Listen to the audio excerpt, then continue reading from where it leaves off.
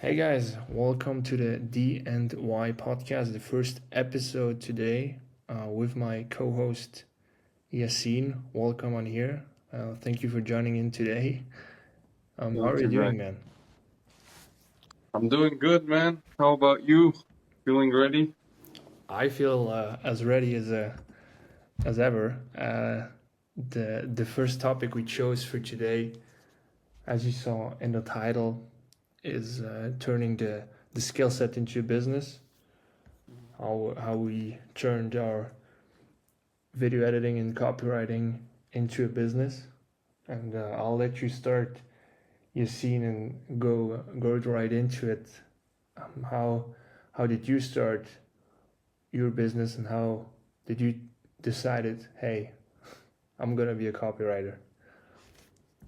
All right. Going off with the hard questions right away. But Sure. I started off by doing content. Like I was doing content creation at first. I read the book Rich Dad Poor Dad and Think and Grow Rich, and I was like, okay, I I need remember to reading make that money. book as well. The book was the start for a bunch of us. If you haven't read that, to the people watching, you should definitely do. Rich Dad Poor Dad from Robert Kiyosaki. It's definitely Yeah, a book to read. it was very changing in terms of mindset. But the first thing that came to my mind, interestingly enough, to try and make money was like, okay, let's try and do content. And at the time, I was into art and into a bit of, I would call acting. So I was just doing both. I was doing art on the side in school, kind of. It was my thing. I thought I was going to be an artist and sell that art. A bit of Mr. Architect, which was a kind of attempt at making comedy videos. And, this is where I met Dimitri initially. And it was an experience, I'll say that. But after that, I just got a bit tired of it. And I was like, okay, this is something that's good, but I don't see it bringing money anytime soon. Building a brand takes time, and I don't know what I'm doing. So let me try and do something else. So after that, I shifted kind of towards self-improvement content and fitness content, which was for a school project. And I was gonna try and build this fitness brand because I was into it at the time. My uncle was into it, and my friends, I had two friends with me, were like, "Let's go, bro! We're gonna build the biggest gym brand and conquer everything." But they kind of quit midway, and I ended up doing it alone. Got a lot of hate comments, and I was not feeling like a gym bro, did not feel like that guy. So I moved into something else. I didn't know what I would do because at this time, art was no longer, I was still doing art in the background, but it did not feel like the thing I wanted to keep doing anymore because I just felt you didn't have your freedom and it was hard to make money from it, I guess.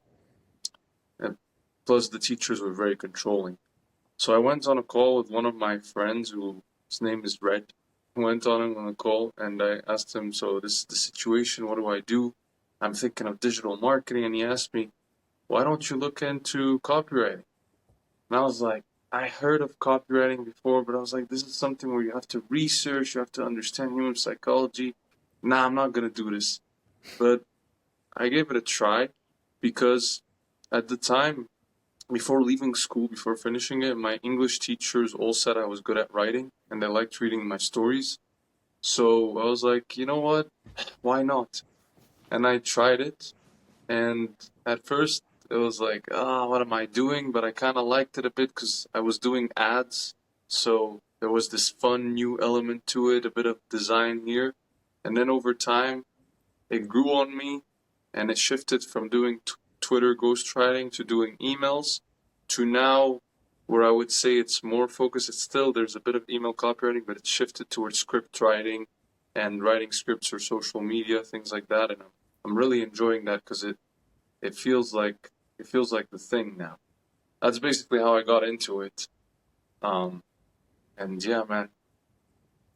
Yeah, What it's about very interesting you talking about it, because I've lived through the phases of, or lived, I've seen you live through the phases of business you've lived through, and I remember when when we when we first met, and we were both creating content on TikTok and both trying to do something, and I was trying to sell things to others, and I was trying the reason I messaged you is I was trying to sell you something at first, and it wasn't the best strategy at the time, but at least I've made a few friends out of it, and you're one of them. So Yep. I mean, I'm glad that happened. And but yeah, to go into my story, it all started, and it's difficult to point out where it exactly started. But with a friend of mine, we started occasionally going out on the weekends and film random things because we were passionate about cameras, and we were obsessed with understanding as much as we could of those cameras, and we're trying to film things. We had a GoPro and drones, and then we bought some more gear and some gear here and there and new things, and we just tested it out and made some videos. When you look back at it from today, you're like, this was terrible, but it all led to it, and you all gotta start somewhere. So this was I don't know, probably 6 years ago, something like that. Maybe 7, not quite 7. I think let's say 6 years ago. And then I started an apprenticeship as a mathematician here in Switzerland, and yeah, it's a job that is all revolved around content and creating and creativity. It is very, very broad, and you learn all around photography, videography, design, website design, some bit of website development, how to create posters, flyers, and all of those print things as well. So it's a job that's very broad, and at the end of the apprenticeship, you know a lot of things, but you don't know deeply a lot about everything or anything basically. But you've touched on everything, and that's great. You see a lot of things, and you see what you like about each of the things. And for me, it was always videography and photography, but mostly videography and mostly the editing that was always the greatest, or the things that I loved the most. And to go back to the beginning of the apprenticeship, I was always seeking these TikToks of make money online and start a business and all of that. There's thousands of them online, and they already were thousands of them back then. And I tapped into affiliate marketing and tapped into creating content. I'm not going to go too deeply into all of those, but at some point, I had a friend in school that was offering his services on Fiverr, and I was like, I can do the same with video editing. How great would it be if I could just be paid for it? I already had an account on Fiverr from even before I started the apprenticeship, where I was like, hey, if people could just pay me to create, to edit their videos online, that would be awesome. But I never really stayed consistent with it, and then the account just laid around, and then I reactivated it and started doing it. The first project, and I did a lot of things for free, and videos and that stuff. But the first thing was, I asked Yassin, hey, can you record me or give me a few of those Mr. Architect videos that you're doing? And I'm just gonna put subtitles on it and do a bit of an edit, and then I'm gonna put that up there and as a showcase of it. And that's the video it started with. And then my specialization was short form content. I said, look, I'm just only gonna do that, and that's how I niche down. And so I did only short form content on Fiverr for a bunch of time. And yeah, fast forward to now, I'm editing a bunch of different videos, but mainly for business owners and coaches, and informative videos. but I do short form as well as long form YouTube videos, and yeah, that's what I do, and that's how I came to it. I think our stories are quite different of how we came up to it, but I think they're both equally as interesting. Yeah. Yeah, yeah. I wanted to ask you a few questions that maybe the people watching might be wondering from your story. So Fiverr, many people when they hear Fiverr, they're like, how does that work? Does it even still work, nowadays with everything going on?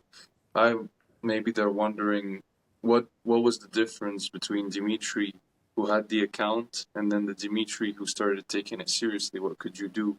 Because don't you just put your gig and that's the difference? Maybe they're curious on that. There was Um, a that's a great question actually, but there was a feature back then where you could apply to people that were searching for jobs, just as there is on Upwork at the moment. So Upwork is also a platform you can use, and you can send out proposals. And the advantage of Upwork is there's people on there that want to work with somebody that just don't know with whom, and yeah, that's a warm lead because you don't gotta explain to the person why they need it because they already know they need it. But back to the Fiverr thing, so there was this feature, and generally it's about optimizing the profile and making sure Fiverr gives you a lot of tips nowadays, and especially with AI. When I started with the Fiverr account, this whole AI thing wasn't a thing. I don't know if ChatGPT was even out yet at the time. Maybe it was, but very freshly. And it's all about optimizing it. They give you tips, and you can watch videos of how you can best optimize your profile. Put a video in there where you have your face, you explain who you are, what you do, and you showcase it. If you're an editor, as I am, you can just have a show reel of you, your face, and you show yourself and you just show what you're capable of. That's going to be the best way to show potential people what you do. And then it's just about being active on the platform, replying as fast as possible to people inquiring. And at the start, you will work for a very low fare, and yeah, you will work your ass off for not much money, but it's how I started. It's how Yassin started with doing things at the start. You don't make a bunch of money, and I mean, at least that's how I started. Yeah, I think that's a short explanation how. As long as you keep being interested and trying to learn more, and instead of having, hey, yeah, it's just a gig, you put it up. That's the wrong mindset. You gotta find ways of improving that to make sure that people find you. yeah, What worked well for me is niching down, doing exactly a specific thing, because there's so many people on there that just have a gig, and it's like, I will do any edit, anything you want. But if you specialize in things and you put them on there, and people that search for the specific thing see that you're doing exactly that, they're going to want to work with you because they know you yeah, can do it. Because if you have a random Indian guy that just says he can edit anything, yeah, you're not going to trust it as much as someone that does exactly what you need. And then communication is so important. As even if you're unsure of something, ask a question. Don't be afraid of asking a question and asking how they want it. And yeah, then over delivery is also a thing. When you have something, make sure you're trying to over deliver and find a way to do even more than what they asked for. yeah. No, I agree with you, and I think um, what you said about at first it's free. It's honestly it makes sense because at the start your skill level's not there yet, when you don't have the proof, so it's even better for you. I know we're both going to be a bit biased on our preference over Upwork and Fiverr, as to why we started with that instead of, I mean, you started with that. I didn't start with that initially. I started with cold DMs, but eventually I came to realize that like Upwork is better in the sense of like, for me personally, in the sense of like you can find the people if you're getting started, if you're in the middle, and then slowly from there you can play with the cold DMs. But uh, how would you say, how important would you say it is to not be desperate in your approach? Because, yeah, some people, I think, when they approach this, they go very, like, they're acting very desperate. I How mean, did you maybe it's good for combat that? motivation, and it's very good to want to make money fast. But and look, I'm not a multi-million dollar anything and doing multi-million a month and whatever. But I always try, and sometimes I get caught myself in doing in trying to maximize revenue, but you should rather maximize value, because when you maximize value, then the revenue will come with it. So think of how you can be as valuable as possible to others. What additional things you can offer to your current clients that might be valuable to them, even if you're not the one that can actually do the service. Maybe you know someone that can do it. For instance, if one of my clients needed, I don't know, emails written, or I think that if they had an email newsletter or anything of that kind, let's take the email newsletter as an example. I could just go to Yassin and say, hey, look, I have this client. Can you please write emails for him? And then just at the start for free, say, hey, look, here's what I've done for you. Maybe you like it, maybe you don't. We could do this in the future with anything. Or someone needs thumbnails, or someone might need, I don't know, reels cut out of their YouTube video, something that you're not offering to them yet, but that you believe could bring their business even more forward than it is already going now. And if Yeah, you focus on how much more value you can add instead of how can I make the most amount of money possible, that's going to be helpful for you and for the client. And if the yeah. client makes more money, you make more money. Yeah, I agree with you. It's all about the mindset. If you go with the mindset of I need the money, it's gonna be, I don't know how to explain it, but people can feel it. And if you go with the mindset of I'm gonna add value, they can feel that too. They'll be But happy paying the bill at the end of the month if you've made them money by yeah, your value. And and yeah, go ahead. sorry, I was gonna add something to what you said. You know, I see a lot of new copywriters, says some they do. I was in it for a period where they start off, and maybe it's because of the gurus that say you can make 1K instantly and stuff like that. They start off asking for that, but the problem is they want clients who, you know, those, they want the top clients, but they have not yet proven that they can take someone from a bad place to a better place. And so I would say, in my opinion, they should first go for taking someone from a bad place to a better place. But the reason they don't go for that is because they want the money now. You know, they want the 1K now. But if you go with the approach of value, as you said first, then money following it, it's better, but it's also more risky because now it's on you. But that's how business works. Yeah, Instead of just you got kind to of take the risk.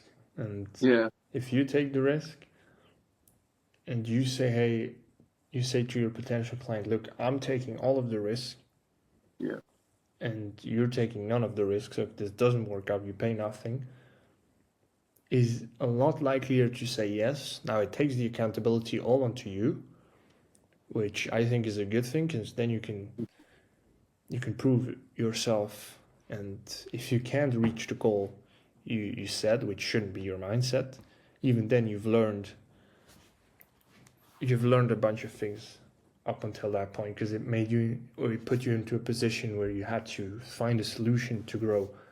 You had to find it.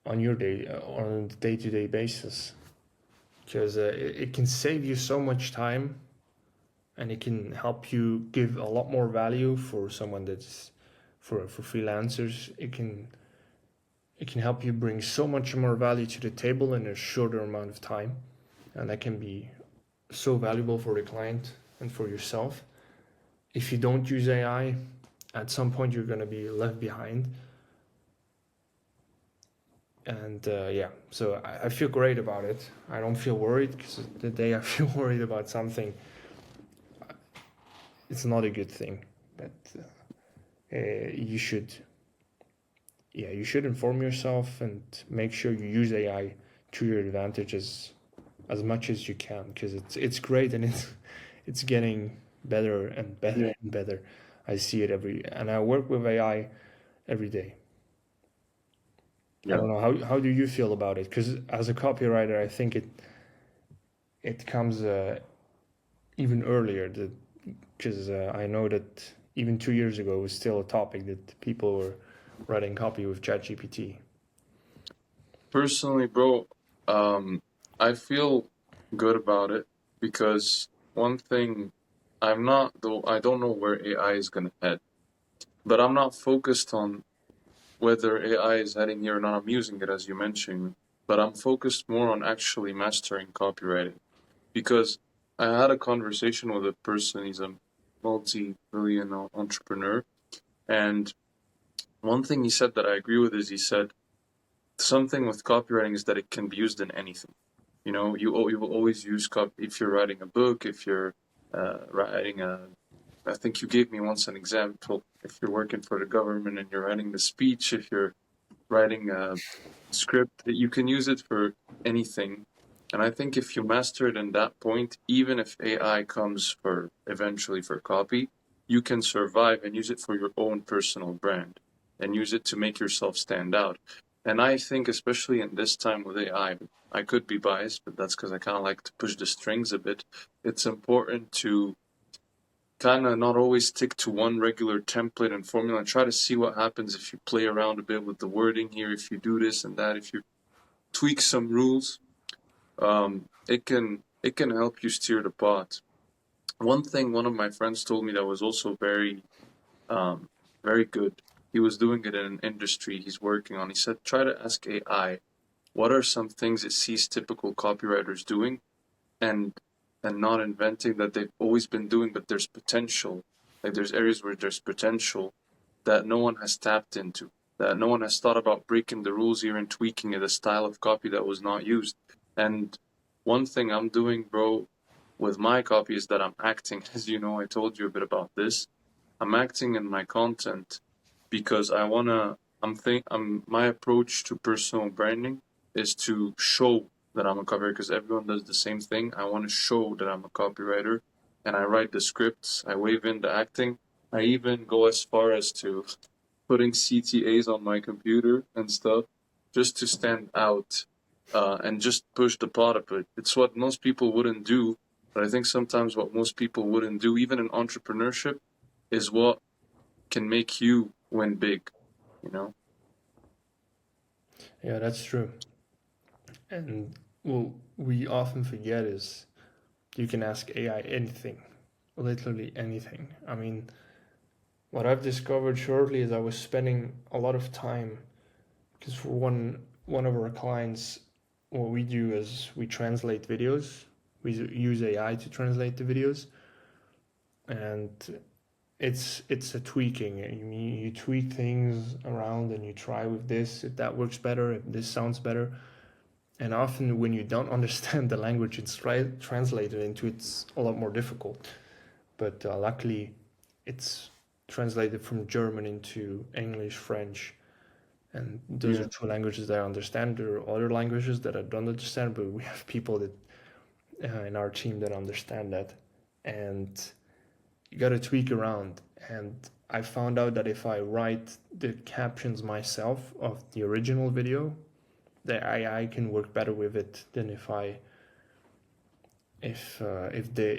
the AI creates them themselves, because sometimes we have issues with things that they don't understand properly, And so with ChatGPT, you can give them the SRT files, so the subtitle files, and you can say, okay, ChatGPT, make sure to close the gaps between all of the subtitles, make sure to delete this and that word if it doesn't make sense in there, make sure to clear up the sentences if they are too long and they don't make sense, and Yeah. we can do them shorter.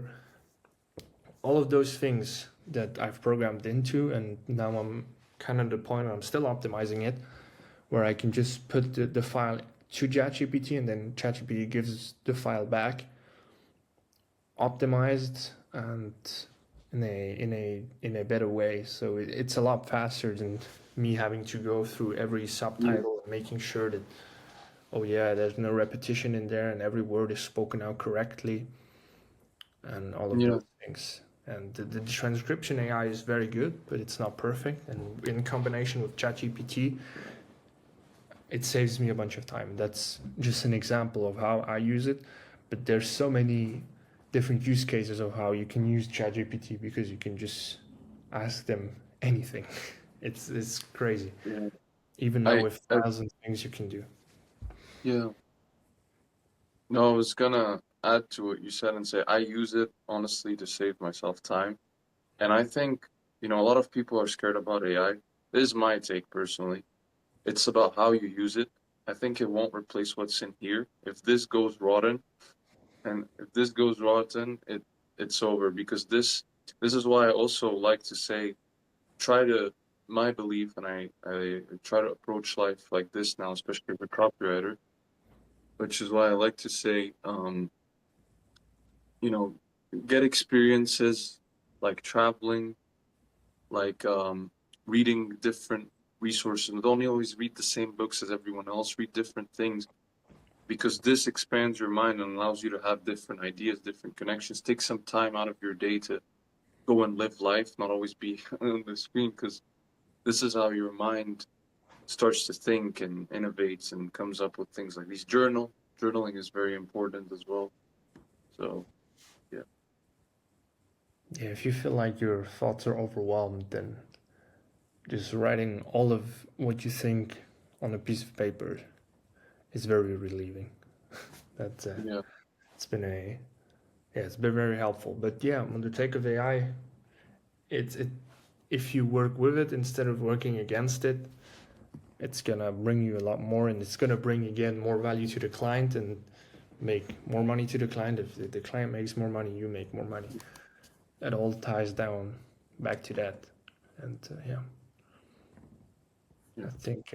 Or do you have anything else to add to that, or otherwise we can? I think that's a good point to wrap it yeah, up. Or at 33 minutes recording time. It's gone by fast. yeah. It's Always crazy. talking to you, man. Yeah, Yeah, it is, bro. It's always like that when you talk about those things, you know. But yeah, man, I don't have much to add to it unless you want to ask me something you think the audience needs clarification on. But in my opinion, I think on the AI topic, just work with it, use your brain, expose yourself to life, and you should be good. definitely, definitely. Yeah, man. Thank you very much for all of the thoughts and things you brought onto it and the great questions you asked. I really You too. appreciated it. And otherwise, I thank to everybody that's been watching. And yeah, wish you guys a wonderful rest of the day wherever in the world you are. Yeah, and a little bit of promotion here. Don't forget to subscribe, leave a like, and comment. It always helps the channel grow.